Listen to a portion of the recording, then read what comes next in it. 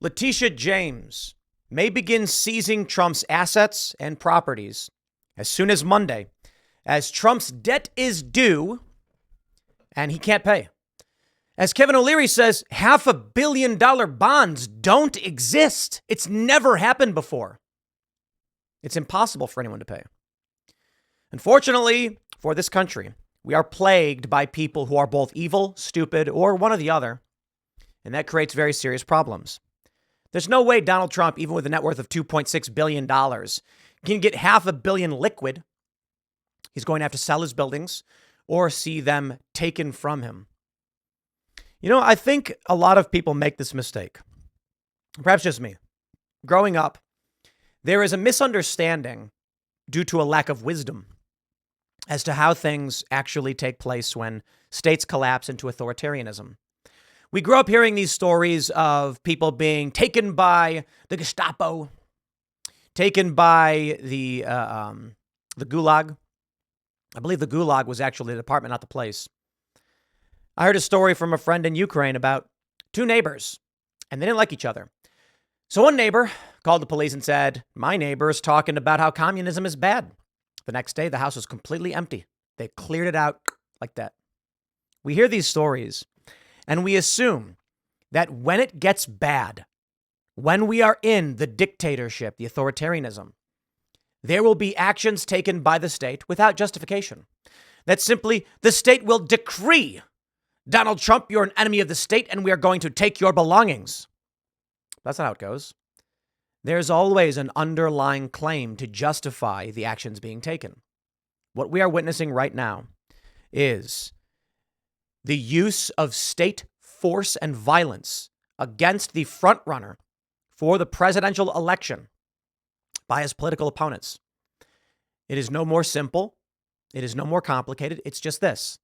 The state is declaring Trump's properties forfeit for no reason other than he is an enemy of their agenda and regime. There will not come a time when a communist party in this country comes out and says, "You are hereby an enemy of the state for your political beliefs, so we're taking your belongings." That's not how they operate. That's not what they'll do. No, of course. They'll say something like Donald Trump committed fraud. Donald Trump has defrauded the people. That's quite literally what they're saying. There's no other way to go about doing this. Vanity Fair gloats. Letitia James could start seizing Trump's assets on Monday after the ex-president admits he's too cash poor to pay $464 million civil fraud judgment. That actually is remarkable. There are many people in this country and the world who think being rich means you have cash, but that's the stupidest thing imaginable. They don't have cash. Bezos, for instance, I think his salary is like $80,000 a year. That's right. Jeff Bezos' salary, I think it was reported like $80,000 a year. And then with bonuses, he does clear about $1 million. But hold on, Bezos? Didn't he just surpass Elon Musk? They're competing over who's the wealthiest guy in the world. Bezos is certainly up there. I don't know who's currently the most wealthy, but typically it is Elon. But now that this court stripped Elon of his own company assets, you see where this is going. But for Jeff Bezos, to keep it on point, he doesn't have billions of dollars in cash. In fact, he can't even sell his stock in Amazon because there are rules, there are laws. Net worth. It's completely meaningless. I'll tell you this, one thing that's fascinating about net worth. The way they calculate the net worth of a company, if it has shares, how much could you sell each share for? And if you can, then how much would you have if you sold all your shares, is how they calculate your net worth. What about privately held companies like Twitter? Nobody really knows. What we're witnessing right now, my friends, is quite literally you're in the communist dictatorship. It is here. There's nothing else could change. There's only in the most extreme of scenarios where you enter into this world, is it going to be a unilateral dictatorial force decreeing from the high heavens that they have absolute control. It's just not how it works. There are several things that may happen in this coming week, but I do have some other news for you, all pertaining to this. And, it's kind of wild because periodically there's news that makes me particularly fearful for what comes next. And then some days, the news is fairly dry, nothing's really going on, and things seem stable. Slow news day, not a lot happening. Maybe we'll go out and get some barbecue. And it's pretty interesting that you can just go out and get barbecue. But this is, again, the mistake of history, the mistake of movies. You know, people think guns and punches have this strange sound because of Hollywood. And people think because of movies and TV shows that if you were ever to wake up in a nightmare dystopia, it would be just like this absolute dictator who marches down the street screaming and just executing people. Now, don't get me wrong. Things could get worse than they are now. And that's where we're heading. And I've got stories to show you. You know, yesterday we talked about this woman. She had a house in New York. Squatters took it over. They're now reporting that vigilantes are showing up to try and evict the men, the squatters. You know what comes next. Perhaps we enter the good old boys territory. The police are helping the squatters, so local guys will just show up and then beat the living crap out of these squatters in the middle of the night. Because police won't do anything about it anyway. Anarcho-tyranny. Vigilantism I warned about is coming. Now, again, don't get me wrong, things could get worse. I don't think it gets worse in the sense of what we're seeing with government control. Certainly, you get to the point of executions and imprisonment and things like that. But the way I see it right now with what they're doing to Donald Trump, there's tact. If they want to exert absolute control, it's one thing when there's no mass media, and it's a lot easier to get away with very serious crimes of violence. With mass media, the appropriate strategy is what we're seeing right now. Government forces learned this a long time ago. When you kill someone, you immortalize them. You make them a martyr, essentially, a saint of their cause. And so they try, and when I say they, I mean powerful interests, be it corporate or government in any part of the world. Interests that are willing to cross that line will try to avoid it unless they have no choice. Take a look at this Vanity Fair article, and then I'll show you the breakdown of what actually may happen. This woman, Bess Levin, being, of course, completely ignorant to how economics works, seems to think any human being has $500 million in cash. She goes on to say, on Monday, the ex-president's attorneys told an appellate court they can't find a company willing to give him a bond to cover the $464 million judgment rendered against him in a civil fraud case. Ironically, that found him liable of inflating his net worth. In their filing, Trump's legal team said that ongoing diligent efforts have proven that a bond in the judgment of the full amount is a practical impossibility, adding that Team Trump has approached about 30 surety companies through 4 separate brokers. None of them will cover $464 million. The funny thing is, she goes on to write, but wait, one might say, if Trump is as rich as he says he is, and his business is as successful as he has long claimed, coming up with $557 million should be no problem. Excuse me? No human could do that. No single individual human could do that. The insurance companies can't even do that. No one has $500 million. Maybe the U.S. government because they can print it. But of course, Trump isn't as rich as he claims to be. As of last year, he was reportedly worth $2.6 billion, which is a lot richer than your average American, but nowhere near what he has bragged, and definitely not enough to put up more than $500 million in cash. Literally no one could. I give you now Kevin O'Leary. Hear from him. This is absolutely remarkable where we're at in this country. And Kevin O'Leary, an actual businessman outside of the Trump sphere, here's how he breaks it down. I don't think this case is about Trump anymore. I think this case is about New York. It's about the American brand. It's about what we promised the world in terms of fairness and justice and investing capital in the country that's built the largest economy on earth. Forfeiture, seizing of assets. Is that in our nomenclature in America? Is that what we tell people that want to bring their money here and protect property rights? Forget about Trump. Nothing to do with Trump. You think this is good for business in New York? You think this is good for business in America? To take a law that we used to protect people against buying refrigerators at an overpriced value decades ago and apply it against an individual and then talk about seizing assets like he was in Venezuela or in Cuba? This is a very, very, very bad look for New York. And everybody around the world is watching this. This may be great for this Kevin, Attorney General, but this is I not hear good you. for America. But in terms of the valuation, can you be clear as to why? I mean, why would the properties not be sufficient collateral? What a great message to send out all around the world. Take a claim where there was no monies lost. There was no fraud here in the context of actually people losing money. Deutsche Bank, who made the loan, was made whole. And let's make a penalty of $500 million against a crime, apparently, where no monies were lost. Great message for New York. Great message for America. Bring your capital because we'll protect your property. I think that was a statement that would be much better made sometime in Venezuela. I'm not kidding. That's a scary, scary message. And by the way, there are no such thing as $500 million bonds. There are no. This woman, the communist, I believe, from the Washington Post, says the laws exist to protect the marketplace. Kevin O'Leary already pointed out nobody lost any money. Deutsche Bank and other lenders said we do our own analysis, then we negotiate on that analysis. Donald Trump goes to these banks and says, I got a building, I think it's worth $500 million. Deutsche Bank says, oh, we'll come and check. They come back, nah, it's probably 300, 400. Trump says, okay, then how about we do this? How about we do the loan at 250?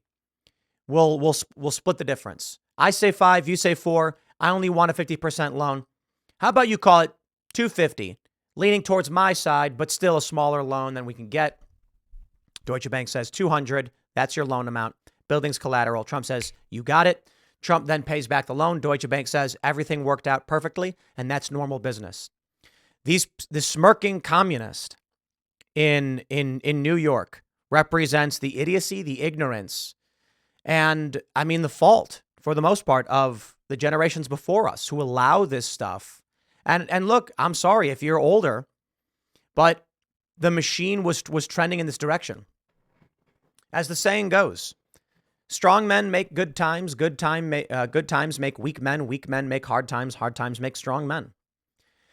And unfortunately for us, this cycle it's probably an 80-year cycle, Strauss-out generational theory, meaning there's nothing you can really do as an individual because you may be the strong men and women of the older generation who fought to preserve this. But like a tidal wave, ignorance, apathy, and degeneracy took hold and began to grow as people chose non-confrontation over preservation of life, liberty, and their values. And now here we are. Kevin O'Leary, an actual real estate developer and businessman, is saying, I'm going to pull my assets out of New York City. Out of New York. This is insane. New York is no longer safe for us. This is unprecedented Venezuela or Cuba level seizure of assets. It's communist. And these smirking communists like this woman here, it's protecting the market. It's funny because, I would only assume that she is very, very stupid. Very stupid. But they're not protecting the marketplace. Letitia James has just destroyed the marketplace because of some political and ideological vendetta. $500 million bonds. Never Let's been go done back. before. This is important. That's a scary, scary message. And by the way, there are no such thing as $500 million bonds. The marketplace. There are no $500 million bonds. Never been done before. Never. This law has never been applied. Forget about Trump. Nothing to do with Trump. Everything to do about America and the New York brand. I love this state. My children live here. A horrible message to everybody around the world watching this. Absolutely horrific. Well, This wait, case Kevin, goes Kevin, way but past hold And on that's a about it. But there are no $500 million bonds. They don't exist. There is no circumstance where someone says you've got to pay $500 million, the full amount of a judgment where no fraud was committed, no money was lost. There was no actual trial over whether fraud was even committed. And that's something people don't understand. You are witnessing how communist dictatorship works. And I don't know if communist is even the right word at this point. We can literally just say authoritarian. The judge says, summary judgment for the state. Trump committed fraud, no trial allowed. They then have a fake trial about whether Trump forged documents and what the damages would be. People in this country who don't pay attention assume there was a trial and Trump lost it. There was not. The judge issued a summary judgment for the state that Trump committed fraud. If you can't operate in New York anymore. You can't operate in California either. We divested. I don't know if divested is the right word, but we steer clear of California. Since the inception of this company, there have been a couple instances where there have been, interested parties that we could maybe contract, but I just said we don't do business in California at all. We stay away from California because, it's a deal with the devil. And now as New York is expanding this, things are getting particularly bad. We have to consider whether or not we have to also divest from New York, which is a big challenge because that's where Cast Brew coffee is distributed in a politically moderate area of New York. And the company that we go through for distribution, they are based. They're based AF and good people. They're not super political, but they oppose the cancel culture stuff. It's a good business. But the challenge is the state of New York could just come and seize it at a moment's notice. Castbrew.com, that's our coffee company. We're building a coffee shop. When we were setting it up, I was looking for a politically moderate area that we could find. So I was looking for distributors, and we found some, talked to a few of them, looked up their history, looked at where their headquarters are, and checked the politics of the area. I said, moderate's where we want to be. We don't need to go to MAGA country. I mean, that could be good, but a lot of these companies are all big cities. So finding something, the best we can get at scale for the scale we're starting out at is going to have to be something bigger, closer to a larger metro. And I looked at New York and I saw what they offered and we talked, and they had the best prices. They had moderate politics. They had assurances against cancel culture and all this other stuff. And I said, this is great. This is great. It's a good company. And they do good work. The problem we have now that we have to start considering, Letitia James could go to this company and just seize their assets, finger snap. There's no laws broken. It doesn't matter. New York is probably the most dangerous place to operate a business right now because the state, the judges have outright said, we will just take from you whatever we want. And what can you do about it? Using the threat of monopolistic violence against you to break the law, and there is nothing to stop them. Now, I hope Donald Trump gets elected in November, and as president, he sends the DOJ into New York and arrests Judge Engoron and arrests Letitia James, criminal charges. Now, of course, there's no such thing as the unilateral arrest. Let the left cry and whinge and scream authoritarian or dictator or whatever. I'm saying Donald Trump should appoint an appropriate attorney general who then launches a criminal investigation. And then probably it would start with probably some sort of litigation, suspension of federal funding. And then I believe that we can clearly get grand jury indictments at the federal level against these individuals. The only thing right now is, well, they're working at the behest of Joe Biden. They are trying to help Joe Biden stop Trump. And it's not so much Joe Biden. Joe Biden's a bumbling dotard who has no idea what's going on, but it's the establishment uniparty. They've got nothing. They've got Joe Biden. I hope, but I don't know that it's true, that Trump gets elected and the first thing he does is he appoints someone, say Kash Patel, to AG, and they immediately begin the process of going after these rogue states. California and New York must be brought to heel, because they are acting in such brazen defiance of this country's laws. And don't get me wrong, the federal government as well.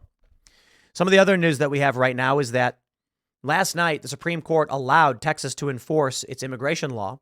So a lower court then overturned its decision, shutting down the whole chain of events, which basically nullifies. It's the craziest scenario. So Texas passes this law to deport and arrest illegal immigrants. The courts are, a federal government challenges him. A federal court says, you can't do this. Another court says, you can't do this. The Supreme Court says, no. While we're pending litigation, they can do this. So a lower court says, we vacate our rule, and which reverts it back to another lower court nullifying the Supreme Court in one of the craziest stories I've ever seen. Supreme Court's ruling was the stay is lifted. Texas can enforce this while we wait. So the lower court actually says, then we dissolve our ruling on this. Therefore, the Supreme Court's ruling on our ruling is now moot, and the lower court ruling will stand. Texas cannot enforce their law. It's the most insane thing I've ever heard. I'm probably getting something wrong there because I don't understand how the Supreme Court can say you can do this, and then a lower court nullifies a ruling which then blocks them from doing it. I do not see how come November, this resolves itself in any way. I don't see it. You thought 2021 was bad, 2020? I don't know, man. Vigilantes in New York trying to stop squatters. What happens next? You got another video of someone getting stabbed in the face, I think it was in New York in the subway. People who are trying to stop the crime are going to jail. The criminals are protected. And that's it. It's Gotham City. New York and Chicago, LA, they're turning into Gotham. The criminals are in control of the machine. Letitia James is like a Lex Luthor type character. I mean, it's unfair to say because Lex Luthor is substantially more intelligent than her. But these people are comic book villains.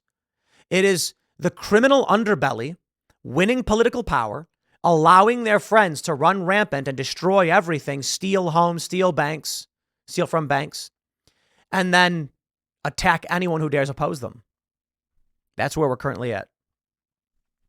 The BBC gives us a few scenarios. I believe that the most likely scenario is that Trump will get a pause, that several judges will actually suspend the judgment because the act of seizing the properties is a serious risk to the state. And so what's likely going to happen is come March 25th, when the money is due, a panel of judges will likely say the appeal can move forward with, and they might say a small bond or something. Perhaps. So that's another one of these options, a compromise option. They already denied Trump the $100 million bond, but it's entirely possible. And I believe the most likely is that they will not seize his buildings. They will not force him to sell the buildings, which is Trump saying they may do. But if Trump were to sell the buildings and then win, it creates a very serious problem for the state, as they could face serious liabilities and risks should Trump then file some kind of counterclaim, malicious prosecution. Letitia James said outright when she was campaigning she would go after Trump, proving selective and malicious enforcement of the law. If Trump can take that to a higher court and win, New York is in serious trouble, and they know it. So why do it? They are basically, it's reckless abandon. It is, if it's kamikaze. That's what we're seeing from New York State. If they stop Trump, they face no repercussions. But this is the gambit. If this is attempted and fails, their lives are over. There's not a single Republican, save maybe Trump, that has that conviction, the willingness. Well, I take that back. That's unfair. Peter Navarro is being sent to prison. Steve Bannon, of course. So there are a handful of the MAGA types. But I should say in the Republican Party, for the most part, where's any DA, AG, anyone, nowhere to be found. I have no idea, man. I just don't get it. I don't get it. I can tell you this. I don't see how come November there's an off-ramp here. You think if Trump wins, Letitia James, Hillary Clinton, Obama, these people are just going to say, well, I guess we lost. You think that if Joe Biden wins, that Trump supporters are going to say, well, I guess that's it. We're after the millions of non-citizens flooded this country, were given our taxpayer money, after they used communist authoritarian tactics against their political opponents. When I read that story, and I'll do a longer segment about it later on, about the squatters, the police defending the squatters. Let me stress this. In New York, you get all these people being like, no, don't be mad at the cops, Tim. The cops show up. They go to the squatters who have no proof they reside in this building. And they ask them, please, can you show me anything that proves you've been here? they go, no. And I go, okay, well, you have to leave then. But ma'am, don't you dare change your own locks. No, hold on. These men had no evidence they lived in the building, to the point where the police escorted them out, but threatened the homeowner anyway, because the police are on the side of the squatters, because they are party to this destruction. You cannot back the blue when the blue has hired communists, because then you're just basically saying, if the communist wears a badge, I support communism. I'm not saying that there aren't good cops. I'm saying this idea that you would outright blindly defend a police department anywhere when they have been for the past 4 years onboarding communists at an alarming pace, you're nuts. I back the people and I back the heroes, but things are getting crazy. I'll leave it there. Next segment is coming up at 1 p.m. on this channel. Thanks for hanging out, and I'll see you all then.